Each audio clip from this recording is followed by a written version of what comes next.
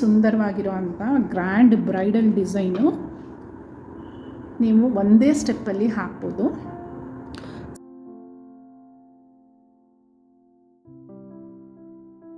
Welcome back to crochet ಶೃಂಗಾರ.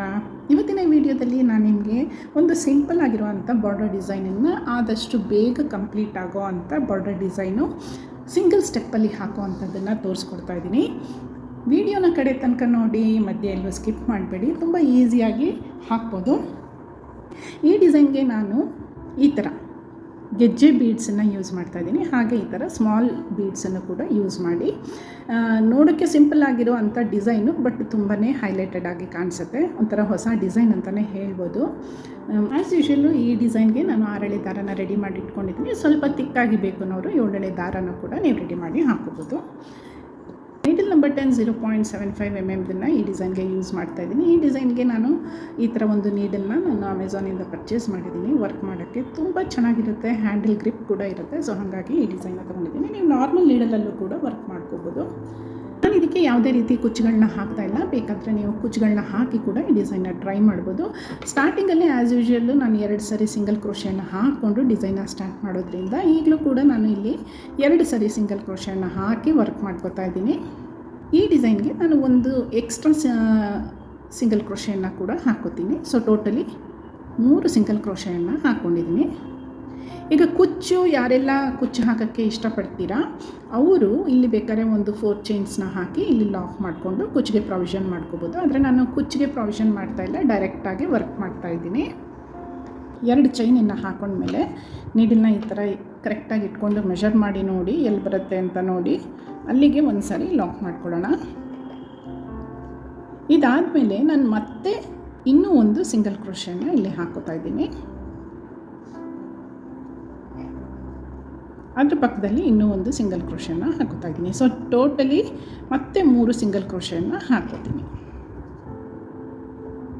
Next ಈಗ ನಾನು ದಾರನ ಮೇಲಕ್ಕೆ ಮಾಡಿಕೊಂಡು ಒಂದು ಸ್ಮಾಲ್ ಬೀಡು, ಒಂದು ಹ್ಯಾಂಗಿಂಗ್ ಬೀಡ್ ಗೋಲ್ಡನ್ ಕಲರ್ದು, ಮತ್ತು ಒಂದು ಸ್ಮಾಲ್ ಬೀಡು ಈ ರೀತಿ ತಗೋತಾ ಇದ್ದೀನಿ. ಒಂದು ಸ್ಮಾಲ್ ಬೀಡು, ಒಂದು ಹ್ಯಾಂಗಿಂಗ್ ಗೋಲ್ಡನ್ ಬೀಡು ಮತ್ತು ಒಂದು ಸ್ಮಾಲ್ ಗೋಲ್ಡನ್ ಬೀಡು, ಮೂರನ್ನು ಕೂಡ ಈ 3 ಬೀಡ್ ಒಳಗಡೆನೂ ಪಾಸ್ ಮಾಡಿ ತೊಗೋತೀನಿ ಥ್ರೆಡ್ಡನ್ನು.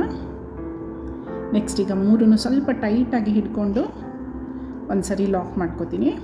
ನೆಕ್ಸ್ಟ್ ಈಗ ಇದು ಎಲ್ಲಿ ಬರುತ್ತೆ ಅಂತ ನೋಡಿ ಅಲ್ಲಿಗೆ ಲಾಕ್ ಮಾಡ್ಕೊಳ್ಳೋಣ. ಸೊ ಇಲ್ಲಿ ಒಂದು 2ರಿಂದ 3 ಚೈನ್ ಆಗೋಷ್ಟು ಗ್ಯಾಪ್ ಬಿಟ್ಟು ಒಂದು ಸರಿ ನಾನು ಲಾಕ್ ಮಾಡ್ಕೋತೀನಿ ಸಿಂಗಲ್ ಕ್ರೋಶೆಯನ್ನು ಹಾಕಿ. ನೆಕ್ಸ್ಟ್ ಈಗ ನಾನು 8 ಚೈನನ್ನು ವರ್ಕ್ ಮಾಡ್ಕೋತಾ ಇದ್ದೀನಿ. 3 4 5 6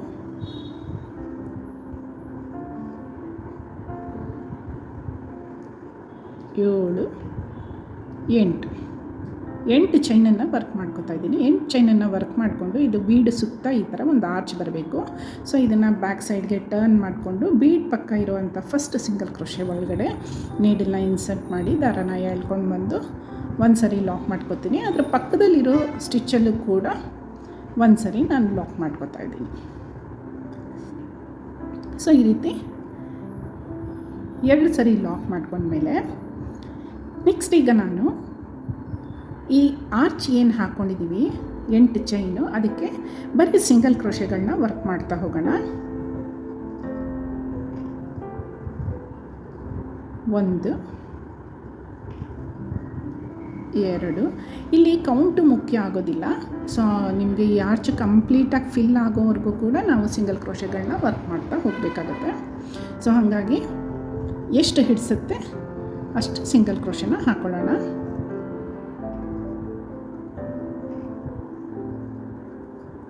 4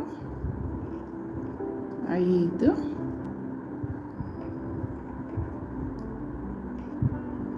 6 7 8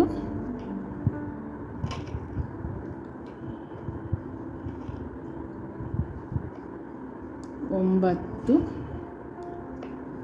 10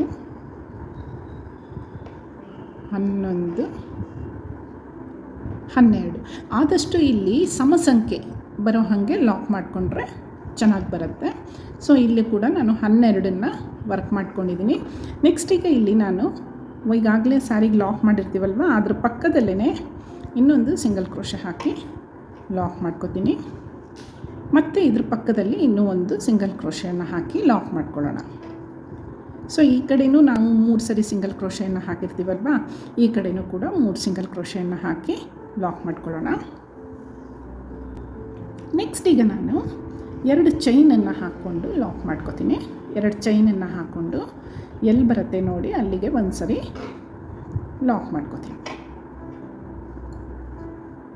ಈಗ ಮತ್ತೆ ಬ್ಯಾಕ್ ಸೈಡ್ಗೆ ಟರ್ನ್ ಮಾಡಿಕೊಂಡು 2 ಚೈನನ್ನು ವರ್ಕ್ ಮಾಡ್ಕೋತೀನಿ. 2 ಚೈನನ್ನು ವರ್ಕ್ ಮಾಡಿಕೊಂಡು ಈಗ ಈ ಆರ್ಚ್ ಹಾಕ್ಕೊಂಡಿದ್ದೀವಲ್ವ, ಈ ಆರ್ಚ್ ಪಕ್ಕದಲ್ಲಿ ಇರುವಂಥ ಸ್ಟಿಚ್ಚಲ್ಲಿ ಒಂದು ಸಿಂಗಲ್ ಕ್ರೋಶೆಯನ್ನು ಹಾಕಿ ಲಾಕ್ ಮಾಡ್ಕೊಳ್ಳೋಣ. ನೆಕ್ಸ್ಟ್ ಈಗ ಇಲ್ಲಿ ನಾನು ದಾರನ ಮೇಲಕ್ಕೆ ಮಾಡಿ ಒಂದು ಸ್ಮಾಲ್ ಬೀಡನ್ನು ಇದಕ್ಕೆ ಆ್ಯಡ್ ಮಾಡ್ಕೋತೀನಿ. ಬೀಡನ್ನ ಆ್ಯಡ್ ಮಾಡಿದ ಮೇಲೆ ಈ ಫಸ್ಟ್ ಸ್ಟಿಚ್ಚಲ್ಲಿ ಲಾಕ್ ಮಾಡ್ಕೊಳ್ಳೋಣ. ಫಸ್ಟ್ ಸ್ಟಿಚ್ಚಲ್ಲಿ ಲಾಕ್ ಮಾಡಿದ ಮೇಲೆ ಸೆಕೆಂಡ್ ಸ್ಟಿಚ್ಚಲ್ಲಿ ಬೀಡ್ ಹಾಕ್ಕೊಳ್ದಿರ ಹಾಗೆ ಒಂದು ಸಿಂಗಲ್ ಕ್ರೋಶೆಯನ್ನು ಹಾಕ್ಕೊಳ್ಳೋಣ. ನೆಕ್ಸ್ಟ್ ಈಗ ಥರ್ಡ್ ಸ್ಟಿಚ್ಚಲ್ಲಿ ಮತ್ತೆ ಬೀಡನ್ನ ಆ್ಯಡ್ ಮಾಡ್ಕೊಳ್ಳೋಣ. ಸೊ ಇದಕ್ಕೆ ಒಂದು ಬೀಡ್ ಸ್ಮಾಲ್ ಬೀಡನ್ನ ಆ್ಯಡ್ ಮಾಡಿಕೊಂಡು ನೆಕ್ಸ್ಟ್ ಸ್ಟಿಚ್ಚಲ್ಲಿ ಲಾಕ್ ಮಾಡ್ಕೊಳ್ತೀನಿ.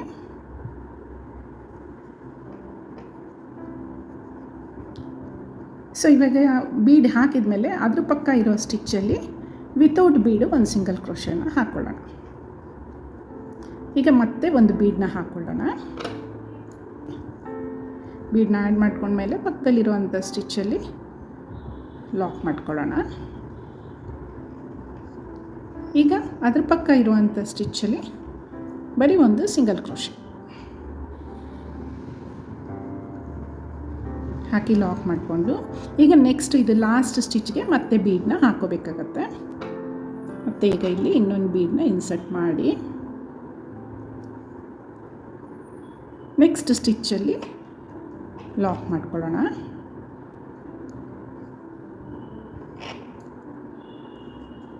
ದಾರನ ಮೇಲಕ್ಕೆ ಮಾಡಿ ಈಗ ಇದಕ್ಕೆ ಒಂದು ಬೀಡನ್ನ ಆ್ಯಡ್ ಮಾಡ್ಕೋತೀನಿ. ಸೊ ಇದು ಲಾಸ್ಟ್ ಬೀಡನ್ನ ಇನ್ಸರ್ಟ್ ಮಾಡ್ಕೊಂಡ್ಮೇಲೆ ಲಾಸ್ಟ್ ಸ್ಟಿಚ್ಚಲ್ಲಿ ಕೂಡ ಒಂದು ಸಿಂಗಲ್ ಕ್ರೋಶೆ ಹಾಕ್ಕೊಳ್ಳೋಣ. ನೆಕ್ಸ್ಟ್ ಇಲ್ಲಿ ಇನ್ನೊಂದು ಸ್ಟಿಚ್ ಇರುತ್ತಲ್ಲ, ಅಲ್ಲಿ ಬರೀ ಸ್ಲಿಪ್ ಸ್ಟಿಚ್ಚು ಅಂದರೆ ದಾರನ ಎಳ್ಕೊಂಡು ಬಂದು ಹಿಂಗೆ ಪಾಸ್ ಮಾಡಿಕೊಂಡ್ರೆ ಆಯಿತು. ಮತ್ತು ಈಗ ನಾನು 2 ಚೈನನ್ನು ಹಾಕೋತಾ ಇದ್ದೀನಿ. 2 ಚೈನನ್ನು ಹಾಕ್ಕೊಂಡು ಮತ್ತು ಈಗ ನೆಕ್ಸ್ಟು 2 ಚೈನನ್ನು ಹಾಕ್ಕೊಳ್ಳೋಣ. 2 ಚೈನ್ ಹಾಕ್ಕೊಂಡು ಇಲ್ಲಿ ಸ್ಟಾರ್ಟಿಂಗಲ್ಲಿ ನಾವು 2 ಸಿಂಗಲ್ ಕ್ರೋಶೆ ಮಾಡಿರ್ತೀವಲ್ಲ, ಅಲ್ಲಿ ಫಸ್ಟ್ ಸ್ಟಿಚ್ಚಲ್ಲಿ ನೀಡಲ್ನ ಇನ್ಸರ್ಟ್ ಮಾಡಿ ಒಂದು ಸರಿ ಲಾಕ್ ಮಾಡ್ಕೊಳ್ಳೋಣ.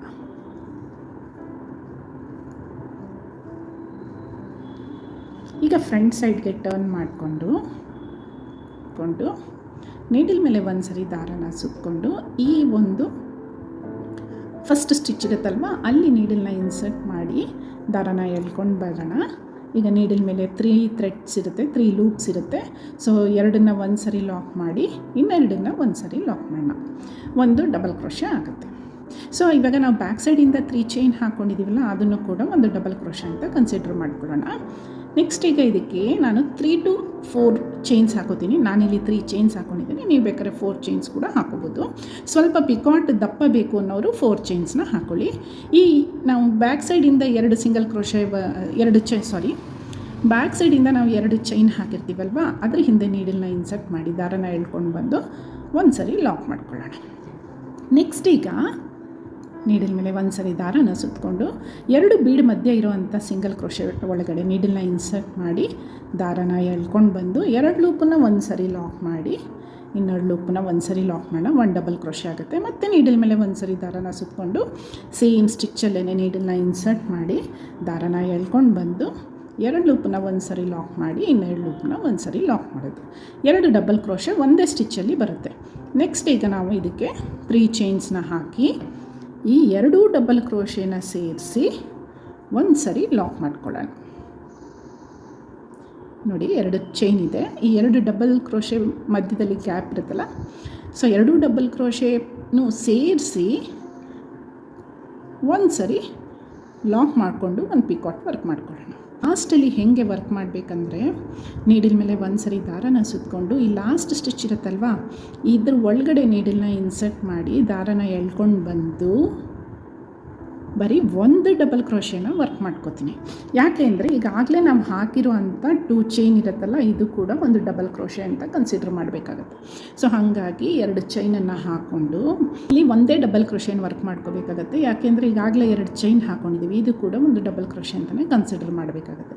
ಸೊ ಇವಾಗ ಈ ಸ್ಟಾರ್ಟಿಂಗ್ ಸ್ಟಿಚ್ ಇರುತ್ತಲ್ವ, ಆ ಸ್ಟಿಚ್ ಒಳಗಡೆ ನೀಡಲ್ನ ಇನ್ಸರ್ಟ್ ಮಾಡಿ ದಾರನ ಎಳ್ಕೊಂಡು ಬಂದು ಬರೀ ಒಂದು ಸರಿ ಸ್ಲಿಪ್ ಸ್ಟಿಚ್ ಥರ ಲಾಕ್ ಮಾಡ್ಕೊಳ್ಳೋದು.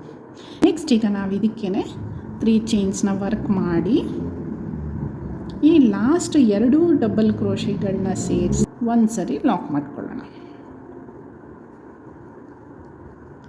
ಒಂದು ಸರಿ ಲಾಕ್ ಮಾಡಿದ ಮೇಲೆ ಈಗ ನಾವು ಸ್ಯಾರಿ ಅಥವಾ ಕ್ಲಾತ್ಗೂ ಕೂಡ ಒಂದು ಸರಿ ಲಾಕ್ ಮಾಡಿಕೊಂಡು ಎಂಡ್ ಮಾಡೋಣ. ಪಕ್ಕದಲ್ಲಿ ಇನ್ನೂ ಒಂದು ಸಿಂಗಲ್ ಕ್ರೋಶೆ ಎಕ್ಸ್ಟ್ರಾ ಹಾಕ್ಕೊಳ್ಳೋಣ. ಯಾಕೆಂದರೆ ನೆಕ್ಸ್ಟ್ ಡಿಸೈನು ಓವರ್ಲ್ಯಾಪ್ ಆಗಬಾರ್ದಲ್ವ. ತುಂಬಾ ಸುಂದರವಾಗಿರೋ ಅಂಥ ಗ್ರ್ಯಾಂಡ್ ಬ್ರೈಡಲ್ ಡಿಸೈನು ನೀವು ಒಂದೇ ಸ್ಟೆಪ್ಪಲ್ಲಿ ಹಾಕ್ಬೋದು. ಸ್ಯಾರಿ ಎಡ್ಜಸ್ಗೆ ಇದಕ್ಕೆ ಬೇಕಾದ್ರೆ ನೀವು ಕುಚ್ಚು ನಾನು ಮೊದಲೇ ಹೇಳ್ದಂಗೆ ಒಂದು 4 ಚೈನ್ ಹಾಕಿ ಕುಚ್ಚಿಗೂ ಕೂಡ ಪ್ರಾವಿಷನ್ ಮಾಡ್ಕೋಬೋದು. ಆದರೆ ಇದೇ ರೀತಿ ನಾವು ಸ್ವಲ್ಪ ಗ್ಯಾಪ್ ಬಿಟ್ಟು ಬಾರ್ಡರ್ ಡಿಸೈನ್ ಹಾಕೋದ್ರಿಂದ ಕೂಡ ಪಲ್ಲುಗೆ ತುಂಬಾ ಹೈಲೈಟೆಡ್ ಆಗಿ ಕಾಣಿಸುತ್ತೆ. ಈ ಡಿಸೈನ್ಗೆ ನೀವು ಅಪ್ರಾಕ್ಸಿಮೇಟಾಗಿ 700 to 800 ರುಪೀಸ್ ಚಾರ್ಜ್ ಮಾಡ್ಬೋದು. ತುಂಬಾ ಯೂನಿಕ್ಕಾಗಿ ಗ್ರ್ಯಾಂಡಾಗಿರುವಂಥ ಬ್ರೈಡಲ್ ಡಿಸೈನು. ನಿಮಗೆಲ್ಲ ಈ ವಿಡಿಯೋ ಮತ್ತು ಈ ಡಿಸೈನು ಎರಡೂ ಇಷ್ಟ ಆಗಿದೆ ಅಂತ ನಾನು ಅಂದ್ಕೊಂಡಿದ್ದೀನಿ. ಇಷ್ಟ ಆಗಿದ್ದರೆ ಮರಿದಿರ ಕ್ರೋಶೆ ಶೃಂಗಾರ ಚಾನಲ್ಗೆ ಸಬ್ಸ್ಕ್ರೈಬ್ ಕೂಡ ಮಾಡ್ಕೊಳ್ಳಿ. ನಿಮ್ಮ ಫ್ರೆಂಡ್ಸ್ ಜೊತೆಗೂ ಕೂಡ ಈ ಡಿಸೈನನ್ನು ಶೇರ್ ಮಾಡ್ಕೊಳ್ಳಿ. ಮತ್ತೊಂದು ಹೊಸ ಡಿಸೈನ್ನೊಂದಿಗೆ ನಿಮಗೆ ಆದಷ್ಟು ಬೇಗ ಮೀಟ್ ಮಾಡ್ತೀನಿ. Thanks for watching. Keep watching.